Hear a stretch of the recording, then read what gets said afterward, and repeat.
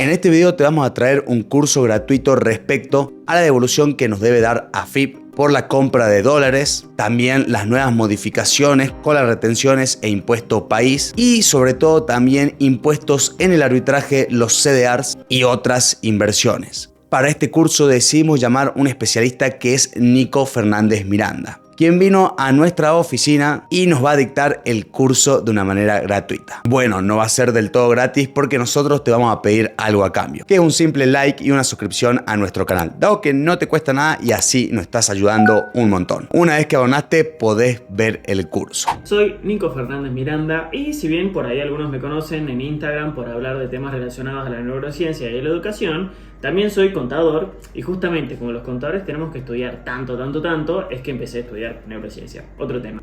Cuestión. Hablando que los contadores tenemos que estudiar un montón, sucede que a esta altura del año, 31 de diciembre de cada año, suceden un montón de cosas impositivamente y más aún en el año en el cual estamos ahora, en el cual hay cambios todo el tiempo. Te vas a dormir, hay cambios, te levantás, hay cambios. Hay un DNU que te cambia el código civil, hay cambios en el dólar, hay cambios aquí, hay cambios allá. Pero bueno, hoy vengo a traerles un poquito de tranquilidad, de certeza sobre qué es lo que podemos hacer respecto a nuestras inversiones, respecto al valor del dólar, respecto a los impuestos que nos podemos tomar del dólar y teniendo en cuenta lo siguiente. En este video vamos a ver puntualmente cuestiones relacionadas a la devolución de impuestos atados al dólar y cuestiones relacionadas a qué impuestos pagan las inversiones financieras, porque hay algo que se puede hacer en todo el mundo y en Argentina tiene un impacto re grande, que es planificación impositiva. Planificación impositiva es hacer las cosas bien de entrada para que cuando tengamos que pagar impuestos sea tranquilo, hermano, pago, ningún problema, pago lo que tengo que pagar, ni más ni menos, y hacemos las cosas bien. Y después, cuando quieran utilizar la plata que ganaron con sus inversiones, lo hacen tranquilos. Entonces, sin dar tantas vueltas, empecemos. ¿Qué vamos a ver principalmente ahora, que es algo que cambió hace muy poco y es algo que se empieza a ver todos los años en esta época? Es la famosa y popular devolución de los impuestos que tiene el dólar. Pero bueno, cambiaron los impuestos que tiene el dólar últimamente. Se cambió cuál es el tipo del cambio oficial, el impuesto país, la retención a los bienes personales y demás. Primero, desde que asumió el presidente Milei, hubo varios cambios, entre ellos cuál es el tipo de cambio oficial y qué impuestos paga ese tipo de cambio oficial. Bueno, hablando del dólar oficial, sucede que hubo muchísimos cambios. A través de la resolución 5463, publicada en el boletín oficial, las percepciones sobre el dólar para las compras con tarjeta pasaron del 155% que estábamos pagando antes al 60%. ¿Por qué bajó? Porque la necesidad era mantener el precio ante el aumento del dólar oficial a 800. Pero bueno, estos 155 tienen un pro y una contra, que es, ahora bajó, buenísimo, vamos a pagar menos impuestos. Pero, dentro de esos 155 había cosas que nos podíamos tomar a nuestro favor. Sucede que hasta hace unos días todos los pagos en moneda exterior realizados con tarjeta tenían un recargo del 155% de impuestos sobre los 400 que más o menos cotizaba el valor oficial. En este caso, de mantenerse estos gravámenes sobre el valor del dólar a un tipo de cambio de 800 con 155 de impuestos, iba a terminar costando unos 2.040 pesos, muy por encima del valor que se está manejando en el mercado. Entonces, AFIP modifica estos valores con la resolución 5466, bajándolo. Bueno, ¿cuál es el impacto? Antes de la normativa, teníamos 3 impuestos cuando comprábamos dólares.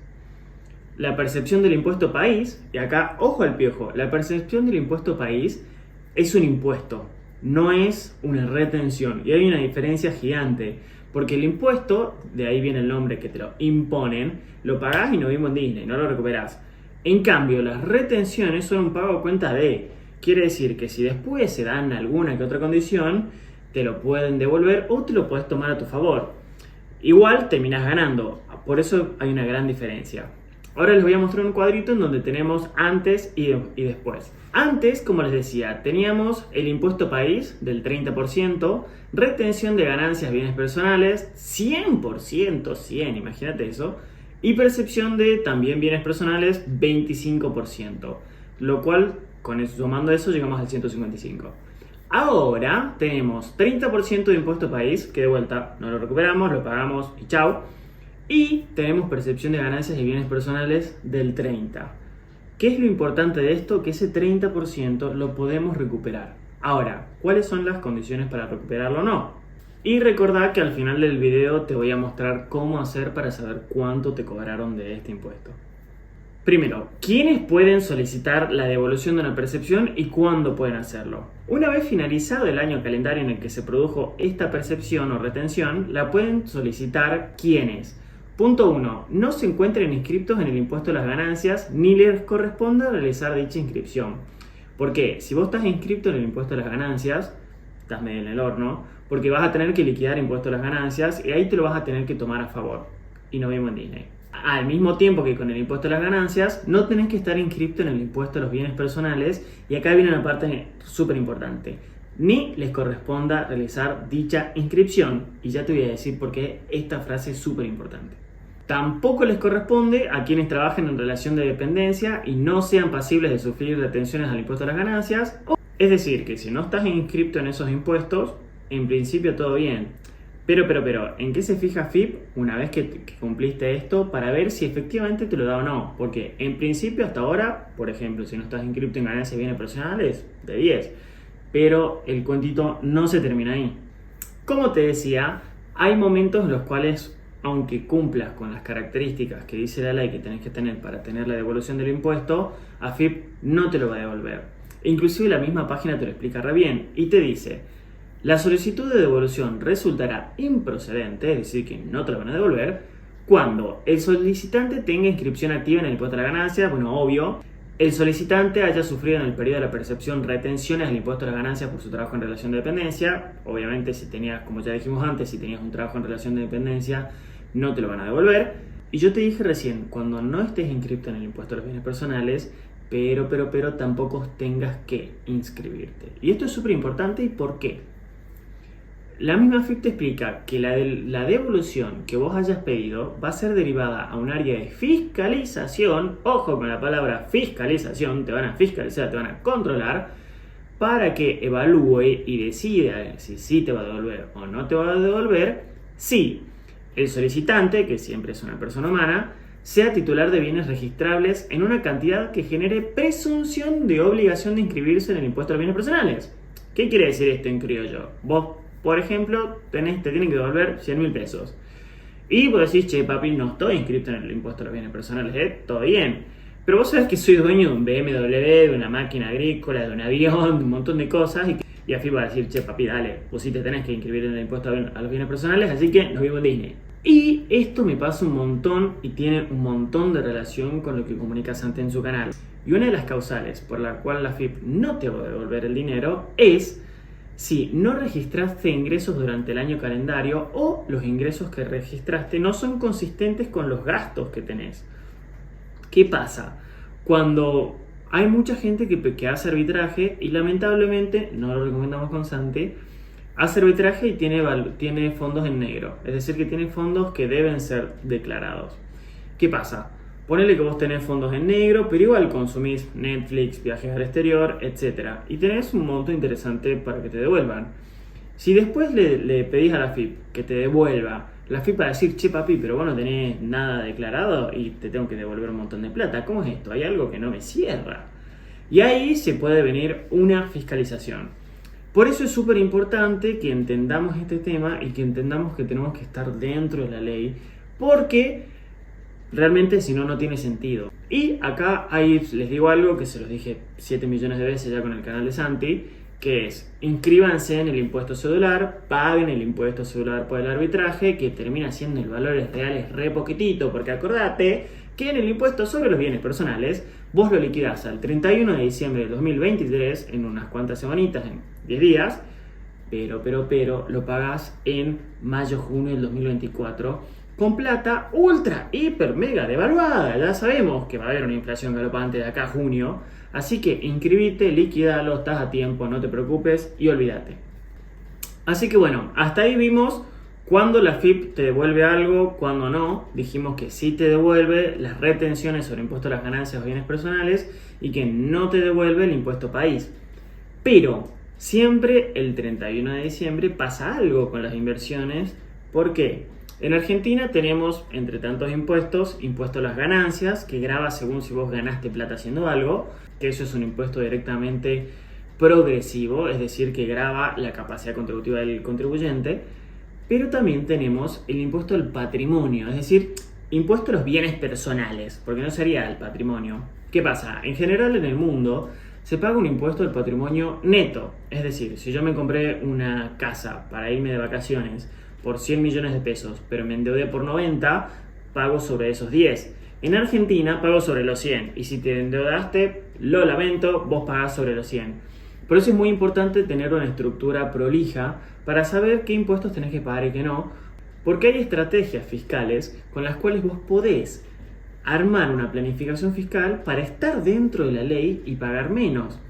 Por ejemplo, si vos tenés dinero en efectivo, ese dinero paga impuestos, pero si tenés ese dinero en una caja de ahorro, no paga impuestos. Siempre en diciembre se realiza algo que se llama reestructuración de cartera, justamente para ubicarte en una posición en la que tengas que pagar menos impuestos. Obviamente una cosa es tener la plata el 30 de diciembre en un lugar, el 31 en otro y el 1 en otro, que AFIP te puede decir, che, esto es una clara maniobra de evasión fiscal, a decir, che, bueno, tengo plata en dólares, me paso a CDR, me paso a ADR o me paso a instrumentos que no paguen impuestos. Pero bueno, para saber esto te voy a dar un breve paneo de qué impuestos pagan las inversiones financieras en Argentina. Así que veamos, ¿qué impuestos hay que pagar al invertir en nuestro hermoso país, la Argentina? Y estos impuestos que deben pagarse dependen de cada persona y de los activos financieros que se compran o se venden en esa persona. Cuando invertimos, solo debemos considerar, como les dije, dos impuestos, ganancias y bienes personales. No debemos considerar IVA, no ingresos brutos. Obviamente acá hago un paréntesis, el impuesto cedular es un tipo de impuesto a las ganancias. Pero bueno, es súper importante que tengamos en cuenta que la mayoría de los activos financieros están exentos de impuestos y en el caso de bienes personales existe un mínimo no imponible bastante elevado, ¿no? Este año es de 11 millones y se supone que si se ajusta como se debe ajustar, esos 11 millones van a llegar a 27 millones. No sabemos qué va a pasar, esperemos que llegue a 27 millones. Ya se lo expliqué antes, pero nunca está de más. ¿Qué es el impuesto a los bienes personales? El impuesto a los bienes personales es un tributo que grava los bienes que una persona posee en el país y en el exterior, siempre y cuando su residencia fiscal sea en Argentina.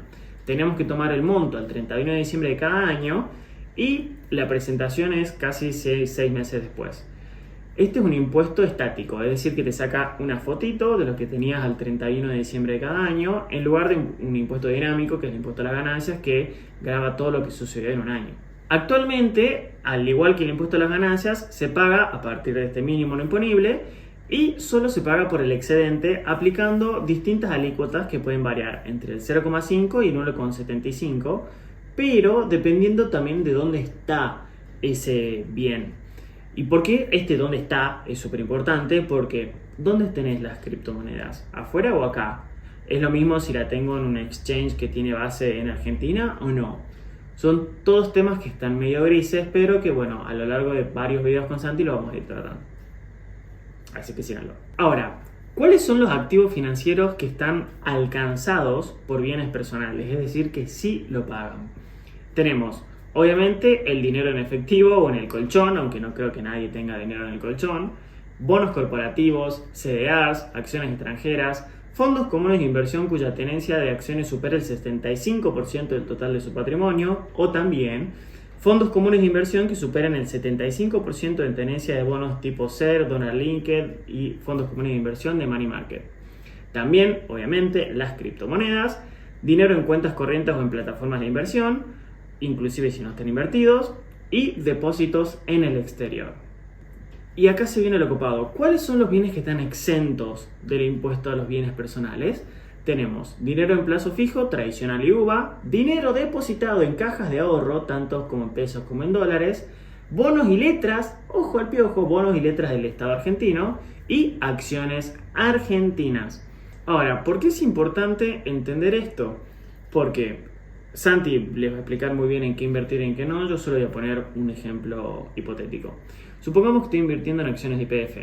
Tengo la plata en Bitcoin o puedo tenerla en acciones de YPF. Si tengo la plata en Bitcoin, pago impuestos a los bienes personales sobre la tenencia que tenga en Bitcoin.